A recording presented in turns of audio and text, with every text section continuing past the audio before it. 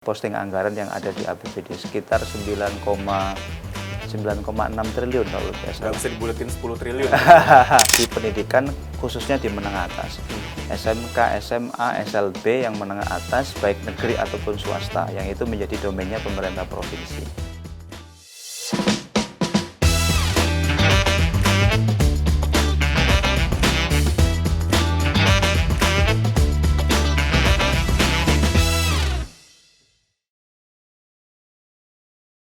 Bicara pendidikan dari tahun ke tahun, pos anggaran untuk pendidikan termasuk di Provinsi Jawa Timur, itu tentu menjadi pos yang bisa dikatakan paling tinggi. Secara aturan memang harus di atas 20% dari keseluruhan APBD. Dan bagaimana kondisinya di Jawa Timur untuk alokasi anggaran pendidikan di 2026.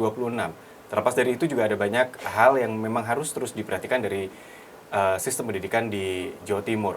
Pemerataan pendidikan, kesejahteraan guru, mungkin ada sistem-sistem lain yang di luar sekedar hanya SMA yang menjadi wewenang dari pemerintah Provinsi Jawa Timur, tapi juga ada bagaimana keberadaan BLK dan sebagainya.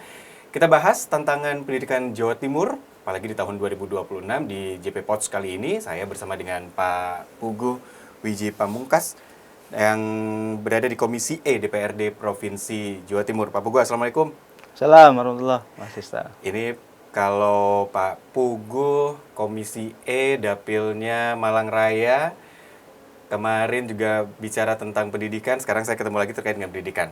Tapi pertama, Jawa Timur dengan tantangan pendidikannya, masih banyak masalah? Kalau banyak atau enggak sebenarnya relatif ya, tapi kalau dari pandangan Anda Pak Puguh, sebenarnya masalahnya masih cukup pelik atau enggak di Jawa Timur kalau bicara pendidikan? Ada sebuah istilah itu, selagi ada kehidupan pasti ada masalah. Nggak ada masalah, nggak ada kehidupan berarti. Tapi ada masalah untuk diselesaikan tentunya. Betul, gitu Mas ya. Sista. Ya. Tapi saya pertama berarti kalau gitu terkait dengan yang karena ini udah Desember, berarti APBD Jatim sedang dikirim ke pemerintah pusat untuk disahkan begitu Pak ya, untuk mendapatkan persetujuan. Tapi alokasi untuk pendidikan sendiri untuk 2026 gimana Pak? Ya, jadi salah satu sektor di Jawa Timur yang mendapatkan perhatian yang cukup serius itu memang di sektor pendidikan.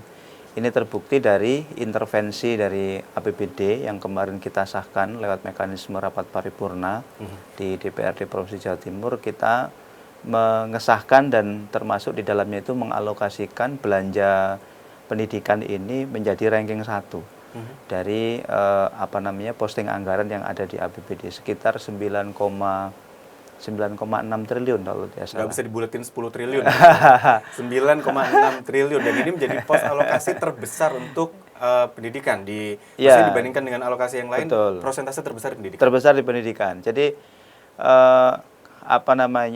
ranking 1 lah ya di postur APBD kita. Jadi ini agak turun dari nota keuangan yang disampaikan oleh gubernur yang menyentuh angka 10 triliun lebih ya. Nah, ini imbas dari kemarin kan kita di APBD Jawa Timur ini terjadi penurunan di PAD ya, yang salah satunya itu karena pemberlakuan Undang-Undang HKBD ya, hubungan keuangan pemerintah pusat dan daerah yang di dalamnya itu salah satunya terkait dengan option pajak. Kita tahu hari ini option pajak itu kan salah satu sumber revenue paling tinggi untuk selama ini untuk pemerintah provinsi, pajak kendaraan bermotor itu. Tapi setelah ada kebijakan option pajak itu kan akhirnya harus berbagi dengan pemerintah kabupaten kota yang mereka porsinya lebih banyak di undang-undang itu. Lalu yang kedua adanya pemangkasan transfer keuangan daerah. Nah, ini juga berpengaruh terhadap postur APBD. Kita di Jawa Timur itu kena pangkas 2,8 triliun yang tentu ini akhirnya kemarin kita secara maraton melakukan refocusing dan penelaahan kembali terkait dengan rencana keuangan anggaran di masing-masing OPD. Nah, kemarin akhirnya disepakati kurang lebih di angka 9,6 triliun kalau tidak salah untuk pendidikan. TKD atau transfer keuangan daerah ini alokasi dari pemerintah pusat. Pemerintah yang pusat masuk ke Provinsi yang Jawa masuk Timur. ke Provinsi Itu pun Jawa Timur. turun, sementara pendapatan dari Jawa Timur pun juga harus berbagi dengan kabupaten kota di Jawa Timur. Dan akhirnya angkanya 9,6 triliun untuk kurang lebih 9,6 pendidikan. triliun. Kalau mungkin kita tahu atau masyarakat juga melihat bahwa pemerintah Provinsi Jawa Timur itu kan untuk pendidikan itu kan wilayahnya ada di wewenang sekolah menengah atas atau SMA, SMK gitu ya. Ini 30% lebih ini apakah posnya akan ke sana saja atau mungkin ada BLK yang lain yang juga menjadi pemikiran di situ? Jadi concernnya memang di pendidikan ya, 9,6 triliun itu di pendidikan dan seperti yang tadi Mas Desa sampaikan, di pendidikan khususnya di menengah atas. SMK, SMA, SLB yang menengah atas, baik negeri ataupun swasta, yang itu menjadi domainnya pemerintah provinsi. Nah, terkait dengan BLK tadi, sebenarnya ada ketersinggungan. Ya, kalau BLK secara definitif itu kan di bawahnya Dinas Tenaga Kerja dan Transmigrasi. Kita punya 16 BLK dan mereka juga punya program pelatihan kerja yang itu sebenarnya relate juga dengan SMK-SMK yang kita miliki atau sekolah-sekolah vokasi yang kita miliki yang memang orientasinya untuk menciptakan para pekerja yang kompeten begitu. Nah, secara spesifik memang salah satunya itu anggaran itu untuk kemudian meningkatkan mutu dan kualitas anak-anak di SMA SMK di seluruh Jawa Timur. Itu pun sebenarnya kalau kita mau jujur kurang, Mas Sista. Ya. Karena kalau berbicara tentang tantangan kualitas pendidikan dan keberlangsungan pendidikan di Jawa Timur dengan 42 jutaan penduduk Jawa Timur yang kurang lebih ada 4 ribuan SMA SMK SLB di seluruh Jawa Timur, ini rasanya memang sangat kurang kalau kita berbicara tentang menghadirkan kualitas pendidikan ya, entah itu dalam aspek infrastruktur, dalam aspek kesenjangan, disparitas antara penyelenggaraan pendidikan di pusat-pusat kota dengan di daerah-daerah perdesaan gitu. Atau kemudian terkait dengan kompetensi guru. Ya, ini menjadi isu sebenarnya.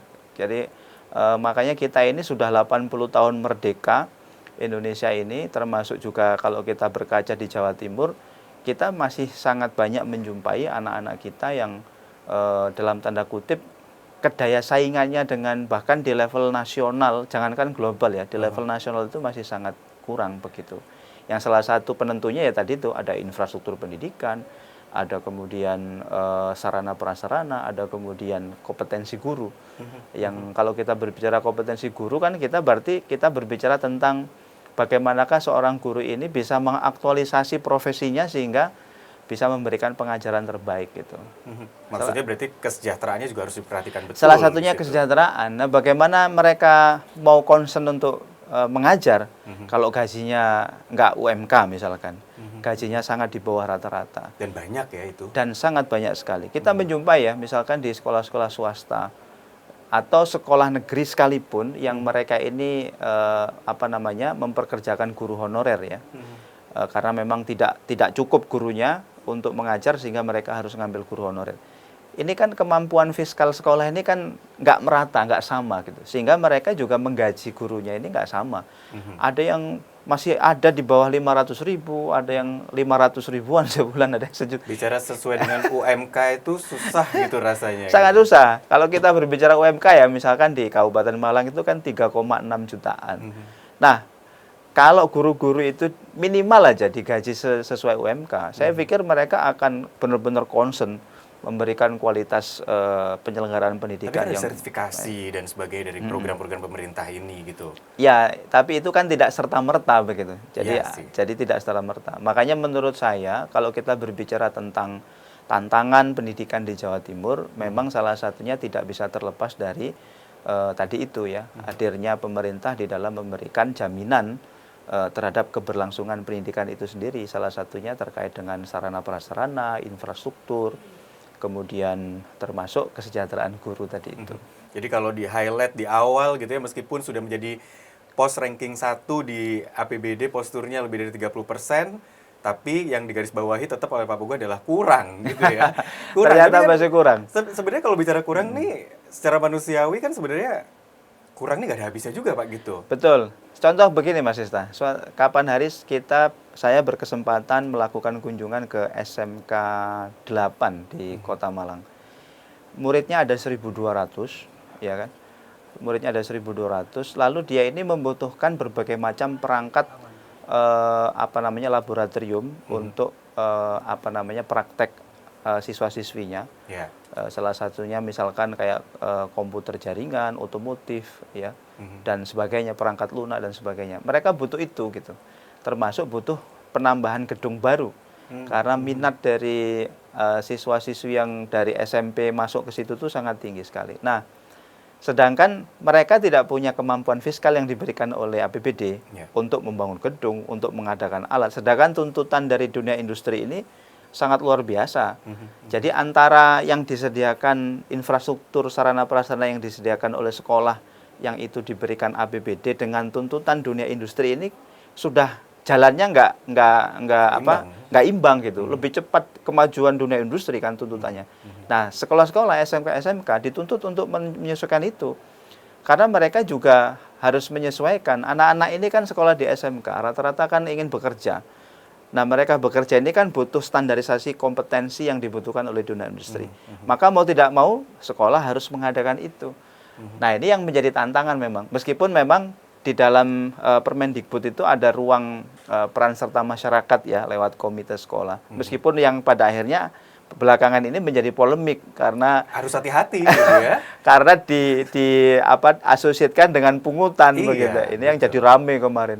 Itu kemarin juga sempat saya sampaikan, Pak, ini harus hati-hati, jangan sampai nanti masyarakat memahaminya sebagai pungutan. Karena pungutan tidak boleh. Point of view-nya bisa beda-beda, penerjemahannya bisa Betul, beda-beda, dan betul. kepala sekolah bisa terancam dengan itu gitu kan ya. Karena muncul kasus-kasus Iya. seperti itu dan ujung-ujungnya kepala sekolah dicopot Iya, misalnya gitu. Makanya ini harus sangat hati-hati. Tapi kalau bicara SMK yang memang mau nggak mau tools-nya lebih banyak, peralatannya bisa harus betul. lebih baik, dan itu berarti biaya juga lebih besar. Lebih besar. Apakah dari alokasi itu juga pos untuk ke SMK ini juga cukup besar? Ya, salah satu prioritas posting anggaran dari APBD kemarin juga untuk itu, untuk merevitalisasi dan merekonstruksi SMK-SMK supaya mereka adaptif ya terhadap perubahan tuntutan industri yang hari ini terjadi begitu, pengadaan alat yang sesuai dan sebagainya. Saya tertarik karena SMK ini ternyata statusnya juga BLUD ya, bahasanya. Sebagian adalah BLUD. Sebagian masih belum. Berarti sudah dianggap mampu, itu berarti BLUD. Mereka wajib juga untuk memiliki produk, punya nilai jual. Nilai jual. Yang itu nanti hasilnya juga akan kembali ke pendapatan APBD itu. Betul. Penjelasannya gimana, Pak? Ya, saya pikir menarik gitu ya kalau ada semua SMK yang dimiliki oleh Pemprov ini menjadi BLUD.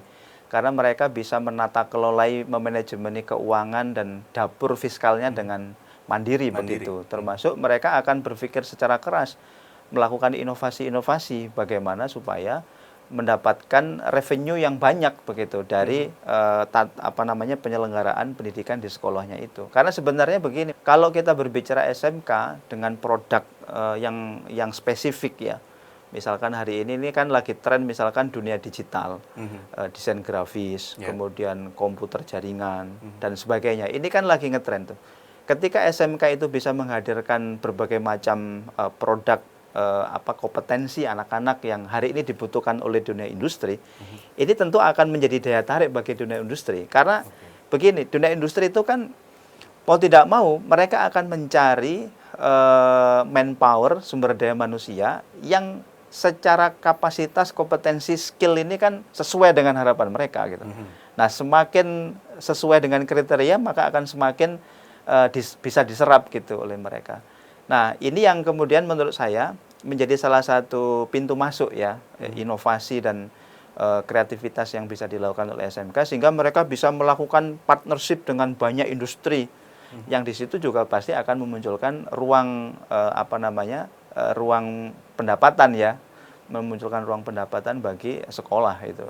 Jadi semakin banyak berkolaborasi, semakin banyak potensi untuk mendapatkan pendapatan di sekolah itu. Pak Pugu sendiri gimana? Sudah pernahkah melihat ada SMK yang menurut Pak Pugu bisa menjadi role model nih untuk SMK di Jawa Timur supaya bisa menjadi SMK yang mandiri, bahkan bisa menjadikan laboratorium kerja juga untuk pelajarnya di sana gitu? Ya, jadi memang kalau berbicara apakah ada model, masih rata-rata begitulah ya, semuanya masih rata-rata dan ini memang menjadi tantangan ya, kreativitas dan inovasi para pemangku kebijakan di sekolah, dalam hal ini kepala sekolah dan jajaran gurunya ini bisa melakukan inovasi-inovasi di dalam mengkoneksikan dirinya dengan tadi itu dunia industri dengan sumber-sumber revenue bagi sekolahannya begitu. Oke. Ini kalau ngomongin SMK juga teman-teman di studio JP Pots ini juga teman-teman dari SMK nih Pak. Sedang melakukan magang yang nggak sebentar, bisa 3 sampai 6 bulan mereka bekerja secara profesional juga, maksudnya untuk menjadikan ini bekal juga. Tapi memang menarik, Jawa Timur rasanya concern betul SMK terhadap itu kan SMK, bisa 2 jalur nanti, bisa langsung dia jadi entrepreneur atau dia jadi employee. Nah, Menariknya di situ memang. makanya sepertinya pemerintah Provinsi Jawa Timur juga concern betul ya. Concern terhadap betul, pengembangan karena SMK hari ini salah satu penyumbang tingkat pengangguran terbukanya yang paling banyak di Jawa Timur itu lulusan SMA SMK. Ini menjadi PR nih. Jadi PR. Makanya ini kan salah satu hasil diskusinya itu adalah rata-rata teman-teman adik-adik yang lulus SMK SMA ini belum memiliki pemahaman dan motivasi yang utuh ketika dia ini masuk di kelas 2, kelas 3 begitu. Sehingga ketika lulus itu masih bingung. Ini saya mau ngapain ya?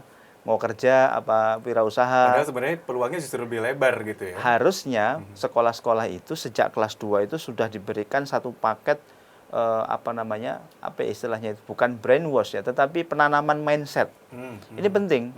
Karena mereka ini sudah diproyeksi untuk menjadi seorang yang menghasilkan duit gitu, entah itu jadi employee atau jadi entrepreneur.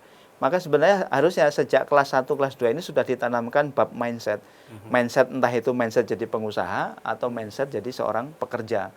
Sehingga ketika dia kelas 3 menjelang lulus nih, dia sudah siap gitu sudah ya. punya orientasi gitu. Sehingga nggak perlu lagi mereka kebingungan, karena kebingungan sehingga tidak bekerja dan akhirnya menambah jumlah tingkat pengangguran terbuka di Jawa Timur. Gitu. Jadi masuk SMK itu mindsetnya nggak bisa sama dengan yang masuk SMA sebenarnya. Nggak sama, gitu ya. nggak sama, orientasinya nggak sama. Kalau teman-teman SMA kan dia pasti orientasinya ya harusnya kuliah, ya karena masih general kan, pengajarannya skillnya general, pengajarannya general. Tetapi kalau SMK kan spesifik sudah, spesifik. Nah, tinggal bagaimanakah tadi itu pelajaran-pelajaran yang menata cara berpikir atau mindsetnya itu dikuatin.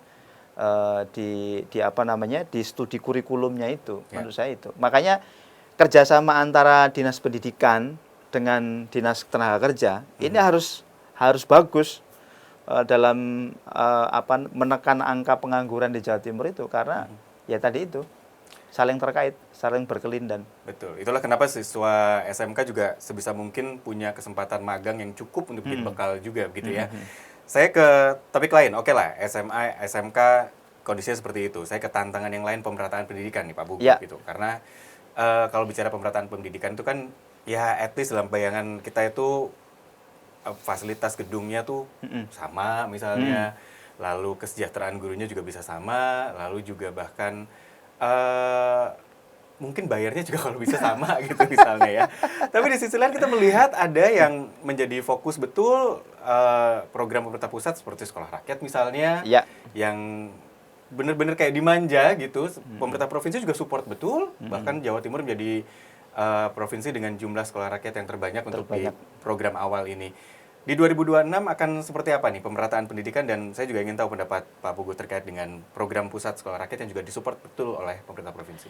Saya pikir isu pemerataan pendidikan ini harus terus digaungkan ya, karena faktanya hari ini kita tidak bisa memungkiri masih terjadi gap kualitas pendidikan antara wilayah-wilayah yang menjadi pusat kota ya seperti Surabaya, Malang, Jember dan seterusnya itu dengan daerah-daerah yang pinggir begitu, Pacitan, Trenggalek, Madura, Kepulauan dan seterusnya. Termasuk juga kalau kita berbicara antara sekolah negeri dan sekolah swasta, itu masih menjadi gap yang sangat lebar sekali. Jadi kalau kita berbicara tentang bagaimanakah optimisme 2026 terkait dengan pemerataan pendidikan, saya pikir kemarin kita di DPRD Jatim salah satunya benar-benar menseriusi untuk kemudian agar tidak ada pembedaan antara sekolah negeri dan sekolah swasta. Paling enggak, Mas Desta, di Jawa Timur itu kan ada program namanya BPOPP, Biaya Operasional Penunjang Penyelenggaraan Pendidikan. Ini salah satu program yang diberikan kepada sekolah sebagai penguat dana BOS. Ya, ini salah satu yang kita alokasikan gitu, dan jumlahnya cukup besar, hampir menyentuh 1 triliun kalau tidak salah, hanya untuk BPOPP. Nah, harapannya dalam implementasinya nanti justru sekolah-sekolah yang ada di perifer itu mendapatkan porsi yang lebih besar, ya, sekolah-sekolah swasta dan seterusnya. Karena apapun itu mereka juga berkontribusi terhadap mencerdaskan kehidupan bangsa. Itu jelas gitu kan ya. Kalau nggak ada sekolah di pinggiran, anak-anak sekolah nanti harus ke tengah kota juga susah juga. Susah juga gitu. begitu. Dan kalau kita lihat potretnya hari ini, tingkat pengangguran terbuka paling banyak itu ya dari desa gitu, dari desa. Nah, kalau kemudian pemerataan pendidikan itu bisa dihadirkan melalui intervensi pemerintah, baik itu APBD provinsi ataupun APBN ataupun APBD kabupaten kota, saya pikir ini akan menjadi langkah kolaboratif yang cukup bagus begitu ya. Jadi segmen sekolah menengah atas diselesaikan oleh pemerintah provinsi dengan berbagai macam berbagai macam pola intervensi anggaran, termasuk penyediaan infrastrukturnya, termasuk kesejahteraan gurunya, itu diselesaikan begitu. Nah, ini akan menjawab tantangan terkait dengan pemerataan pendidikan tadi itu. Nah, kita memang hari ini pemerintah pusat dengan program Sekolah Rakyat dan Sekolah Garuda itu ya dalam sudut pandang menjawab tantangan pemerataan ini cukup menjadi jawaban. Karena sekolah rakyat yang didedikasikan untuk mereka yang masuk di desil 1 sampai desil 4 ini akhirnya yang menjadi yang memfasilitasi akhirnya anak-anak yang selama ini di desil 1 yang miskin ekstrim, desil 2 miskin ekstrim atau desil 3 miskin sampai rentan miskin ini bisa diakomodir disekolahkan di sekolah rakyat yang selama ini mungkin karena mereka tidak bisa masuk ke sekolah negeri atau sekolahnya karena di daerahnya itu tidak ada sekolah negeri sehingga harus sekolah ke sekolah swasta dan tidak punya uang akhirnya nggak sekolah gitu. Bahaya ini. Kan banyak terjadi seperti itu. Akhirnya nggak sekolah. Nah, ini bisa ditampung di sekolah rakyat itu. Sangat luar biasa sebenarnya menjadi solusi terhadap permasalahan pemerataan pendidikan. Cuman memang ya tadi itu sekolah rakyat itu kan dihadirkan oleh pemerintah pusat dengan motif tertentu dan tata kelola tertentu. Ya. Yang dinas yang mengawasi juga beda, kementeriannya juga beda. Kementerian gitu, Sosial. Jadi saya beberapa kali kemarin secara maraton mendatangi sekolah rakyat yang ada di Jawa Timur itu, memang anak-anak yang masuk di situ karena ya dari desil 1 sampai desil 4 ya, dari kalangan keluarga yang tertentu ya, yang kurang beruntung, sehingga memang ada semacam jarak intelektual ya yang terjadi. Tetapi kalau kita mengacu kepada visi besarnya presiden kita Pak Prabowo Subianto, saya pikir ya itu sudah tepat begitu. Bagaimanakah nanti anak-anak yang sekolah di sekolah rakyat dari kalangan miskin ekstrim, miskin dan rentan miskin ini nanti mereka ini bisa tumbuh besar menjadi anak yang berkarakter, memiliki moralitas, memiliki ketekunan dan sampai akhirnya bisa sukses, ya kan? Sehingga mereka ini jadi pentransformasi sosial ekonomi di keluarganya. Tapi terlepas dari program pusat juga punya sekolah rakyat, Jawa Timur juga Bu Khofifah, pemerintah provinsi ini juga fokus untuk membangun sekolah-sekolah yang dimiliki oleh Pemprov seperti sekolah taruna misalnya. Ya. Tanggapannya gimana Pak? Ya, sekolah taruna ini kan sudah ada sejak zaman pemerintahan Pak Dekarwo ya. Ini memang visinya beliau untuk memiliki sebuah tempat pendidikan di menengah atas yang bisa melahirkan anak-anak yang disiplin banget gitu. Betul. Yang hari ini kalau kita lihat sebenarnya gagasan sekolah Garuda itu kan kita sudah punya duluan. Gitu. Sudah jalan dari bertahun-tahun Sudah lalu. jalan ya. Kita ada yang berafiliasi ke Angkatan Laut, Angkatan Darat, Polisi, Praja, Angkatan Udara. Kita kan semua punya itu yang tersebar di seluruh Jawa Timur. Jadi sebenarnya ya ini menjadi salah satu percontohan menurut saya. Jadi kalau hari ini pemerintah pusat sedang selain sekolah rakyat juga sedang menyampaikan gagasan membuat sekolah Garuda untuk melahirkan anak-anak patriot yang memiliki kedisiplinan tertentu, kemudian kecerdasan tertentu dan skill kompetensi tertentu, Jawa Timur sudah memulainya gitu. Ini saya pikir juga patut diapresiasi ya, dan terus perlu didorong untuk menjadi bagian dari yang bisa memberikan sumbangsih terhadap lahirnya generasi berkualitas Jawa Timur ataupun bangsa. Kalau mumpung lagi ngomongin juga program-program pemerintah pusat nih, kemarin kita baru saja merayakan Hari Guru gitu ya.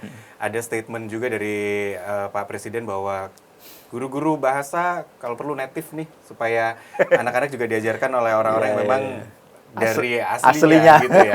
Sementara kita punya banyak kampus-kampus yang menjadi kampus pembelajaran untuk guru bahasa Inggris misalnya. Guru-guru kita juga banyak yang bisa melakukan pengajaran itu.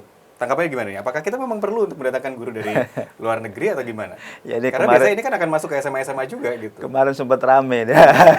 Pak Pugong ini melihatnya emang ini sesuatu yang positif gitu. Karena biasanya kalau kita belajar bahasa kan kalau oleh yang native rasanya lebih srek gitu ya, lebih mantap. Jadi sebetulnya begini, gagasan itu nggak ada kelirunya, nggak ada salahnya. Ya bagus saja menurut saya. Apalagi di Indonesia sendiri, di sekolah-sekolah swasta yang dia menerapkan bilingual school ya, itu kan sudah berjalan sejak lama. Termasuk juga sekolah-sekolah yang punya kurikulum double, kurikulum dalam negeri dan kurikulum luar negeri itu kan Gurunya sudah juga native gitu ya. Gurunya juga native. Jadi itu sudah berjalan lama. Cuman yang jadi masalah itu adalah ketika ini diimplementasi di sekolah-sekolah miliknya pemerintah. Ya kan, hari ini itu sebenarnya kita bukan sedang kekurangan guru, tetapi sedang kekurangan kesejahteraan guru gitu. Kekurangan guru yang sejahtera gitu ya. Guru yang sejahtera itu masih sedikit sekali sepertinya gitu ya. Jadi kalau guru-guru ini disejahterakan, ya gajinya distandarkan, pasti mereka ini akan secara totalitas memberikan pengajarannya ya, termasuk terkait dengan bahasa itu. Jadi sebenarnya kita ini nggak kurang-kurang. Kalau terkait dengan menghadirkan native speaker dalam rangka untuk meningkatkan kompetensi dan kapasitas anak-anak siswa di dalam berbahasa asing, itu kan sebenarnya bisa dimanajemeni. Ya tidak harus mengajar secara aktif di kelas. Ya mereka hadir sebagaimana guru-guru yang hari ini sudah ada di Indonesia begitu. Kalau itu dilakukan berarti kan mereka menjadi substitusi bagi keberadaan guru yang sudah existing. Terancam dong. Terancam dong gitu kan. Nah ini kan jadi masalah baru lagi begitu. Jadi menurut saya gagasan itu bagus menghadirkan native speaker, tetapi yang lebih perlu diprioritaskan lagi adalah menangani kesejahteraan guru tadi itu. Mereka didorong diberikan gaji yang cukup, ya, yang sesuai, yang pantas, lalu kemudian mereka didorong untuk memiliki standarisasi skill dan kompetensi yang sesuai dengan standar yang diharapkan oleh dunia industri atau dunia persaingan nasional ataupun global, sehingga tadi itu mereka akan terpacu untuk memberikan pengajaran yang terbaik gitu. Nggak terasa sudah hampir setengah jam Pak Pugong bersama saya di JP Pods kali ini. Kayak baru aja ya. Kayak baru aja kita mulai. Tapi kalau ngomongin masalah itu tadi hidup, kalau nggak ada masalah nggak hidup. Dan masalah pendidikan itu pasti akan panjang lebar, nggak cukup setengah jam dibahas. Tapi optimisme untuk menghadapi 2026, anggaran sudah dialokasikan oleh DPRD Provinsi Jawa Timur. Permasalahan-permasalahan, ya harapannya come and go, kalau nanti udah go jangan come lagi gitu ya. Tapi sepertinya kalau saya boleh lihat, kunci kesejahteraan guru ini harus diperhatikan betul. Lalu sistem ini harus bisa dijalankan dengan maksimal karena Jawa Timur sepertinya juga sudah punya sistem yang berlapis-lapis untuk pendidikan ini. Meskipun masalah juga akan muncul aja. Menurut Pak Pugong, peran serta masyarakat apa nih yang diperlukan untuk bisa membuat pendidikan Jawa Timur akan tetap accelerate dengan baik? Ya, saya pikir di kultur masyarakat itu kan beragam ya jenisnya ya. Strata masyarakat secara kemampuan ekonomi itu kan beragam. Nah, menurut saya ruang terhadap adanya Permendikbud yang di situ berbunyi peran serta masyarakat di dalam memajukan pendidikan itu, memang itu satu ruang yang digagas oleh pemerintah untuk adanya partisipasi dari masyarakat di dalam meningkatkan kualitas mutu pendidikan. Saya pernah reses Mas Islah di sebuah kecamatan di Malang Selatan yang berbatasan dengan Samudra Hindia. Di Sumber Manjing Wetan. Pesisir. Pesisir. Jadi setelah itu nggak ada kecamatan lagi, itu udah pantai itu, lepas pantai selatan. Saya reses di sana, lalu kemudian sama tokoh masyarakat itu ditempatkan di sebuah sekolah negeri nih. Di sebuah sekolah negeri disambut oleh tokoh masyarakat yang salah satu tokoh masyarakat itu adalah ketua komite sekolah. Lalu dia cerita, saya diajak keliling ke sekolah itu, Pak, ini hasil hasil urunan masyarakat, ini hasil dari usahanya komite, sehingga bisa membangun karena permintaan kelas itu semakin tahun semakin bertambah, peminatnya semakin banyak yang mau bersekolah di sini. Kita kasihan kalau sampai orang itu nggak bisa masuk di sini begitu. Akhirnya kita bangunkan. Nah, ini cukup menarik. Ternyata orang-orang orang-orang kaya di desa itu, di kecamatan itu berkumpul bersatu. Mereka berlomba-lomba mendonasikan kekayaan mereka, sebagian dari harta mereka untuk pendidikan, pendidikan, untuk bangun gedung, untuk beli infrastruktur, untuk beli komputer dan sebagainya. Sampai mereka itu punya unit usaha. Ada yang dipakai untuk nanam tebu, hasilnya dipakai untuk sekolahan itu. Nah, ini saya pikir wujud konkret ya dari peran serta masyarakat di dalam dunia pendidikan. Nah, kalau kita berbicara juga di beberapa sekolah yang yang secara demografi itu diisi oleh banyak orang-orang yang berada ya dari kelas menengah atas, saya pikir ini juga ruang peran dari masyarakat sangat diharapkan, sehingga kita tidak hanya berbangku kepada alokasi anggaran yang diberikan oleh pemerintah. Ini memang tantangannya cukup luar biasa, apalagi kita dipotong transfer keuangan daerah, pendapatan asli daerahnya kita berkurang. Ini tentu akan sangat berpengaruh terhadap dunia pendidikan. Karena kan di dalam tata kelola pemerintahan itu tidak hanya dunia pendidikan yang harus difikirkan. Infrastruktur, kesejahteraan sosial, dunia pemberdayaan, ya kesehatan. Ini kan juga seluruh aspek yang harus diperhatikan. Kalau semua difokuskan ke pendidikan lalu nggak membangun infrastruktur, nanti ekonomi nggak jalan. Maka memang betul ya, pendidikan ada kolaborasi dengan masyarakat, itu menjadi contoh yang bagus, bahkan di pesisir pun bisa berjalan seperti itu. Bisa berjalan, itu luar biasa. Saya sangat appreciate. Saya karena kagum itu akhirnya spontan saya langsung ngasih sumbangan juga. Ikut berpartisipasi berarti ya. Baik, terima kasih Pak Pugu untuk wawasannya. Tentu bicara pendidikan memang menjadi kunci yang penting, tapi boleh masyarakat ikut menjadi bagian dari kolaborasi tersebut dengan aturan-aturan yang ada, dan tetap ikut aturan, karena kalau nggak ikut aturan nanti penerjemahannya kan beda-beda ya Pak. Jadi masalah nanti. Pak Pugu, sekali lagi terima kasih, juga terima kasih pemirsa sudah bersama dengan JP Pos. Kita jumpa lagi lain waktu. Saya Disa Nugraha. Sampai jumpa. Terima kasih Pak.